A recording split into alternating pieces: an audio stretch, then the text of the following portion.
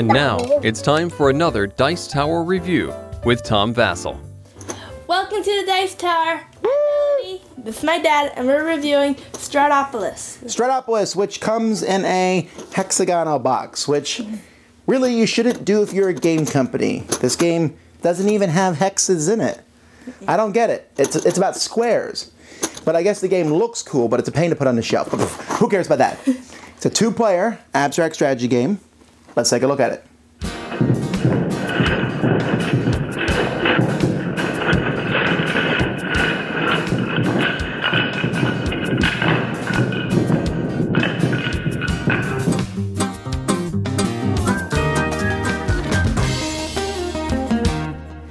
At the beginning of the game, you'll take all the tiles and you'll look on the back of them and you'll see that these have a number 2 on them, and you'll split them into number 2s and number 1s. The number 1s are over here. The number 1s are mostly red pieces. The number 2s are mostly green pieces.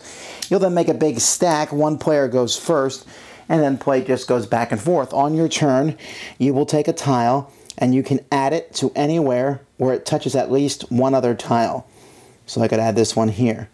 You're also allowed to place a tile so that it covers up other tiles, but you cannot place it directly on top of just one tile. It must always be on top of 2.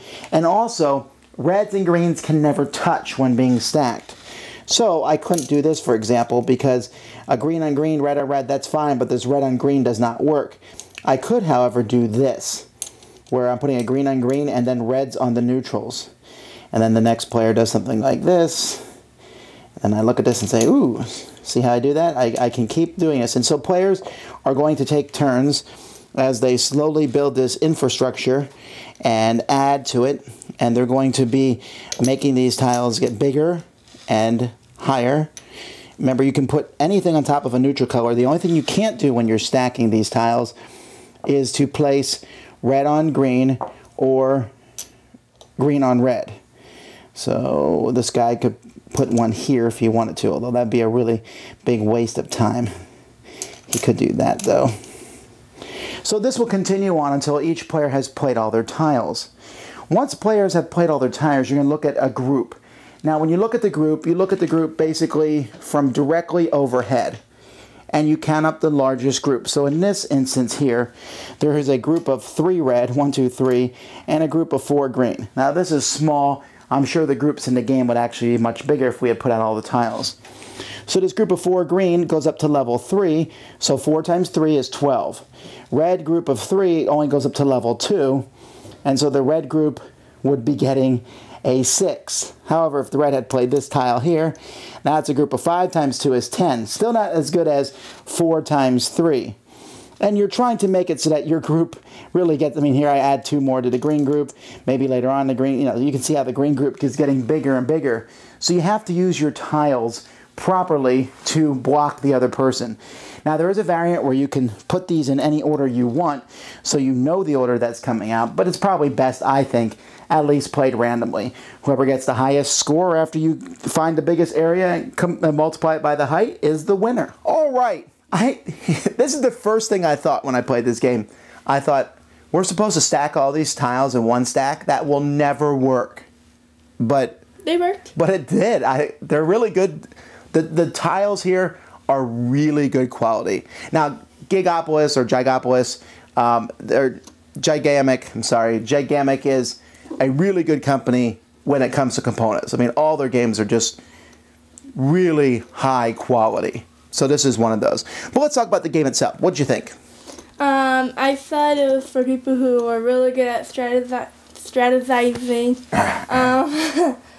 I had a hard time trying to figure out when to stack up the things because I couldn't ever put up the right type of tile on the right place.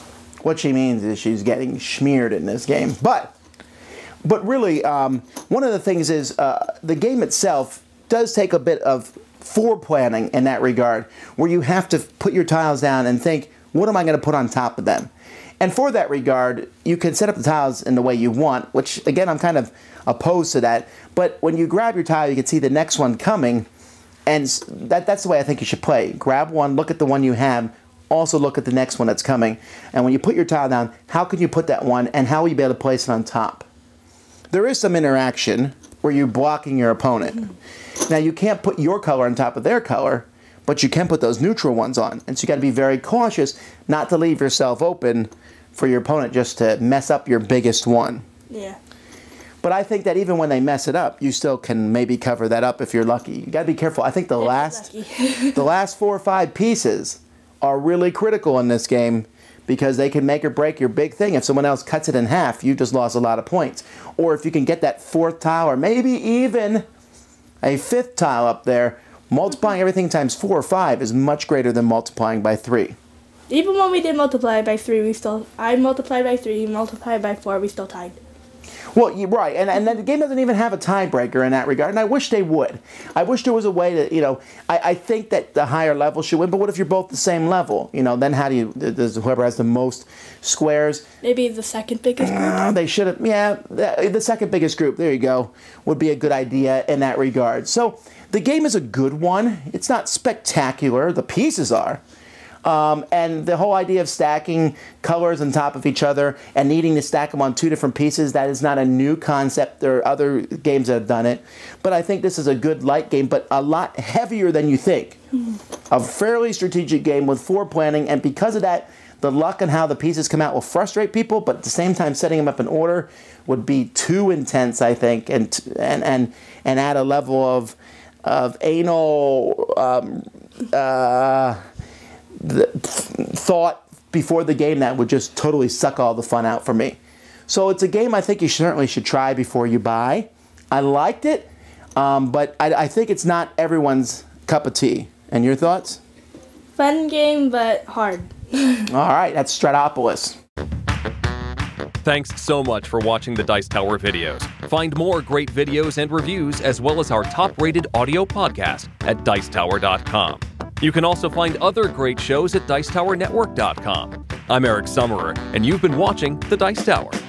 The Dice Tower is sponsored by Cool Stuff Inc., where you can find great games for great prices. Cool stuff in stock. Check them out at CoolStuffInc.com. Shut the door!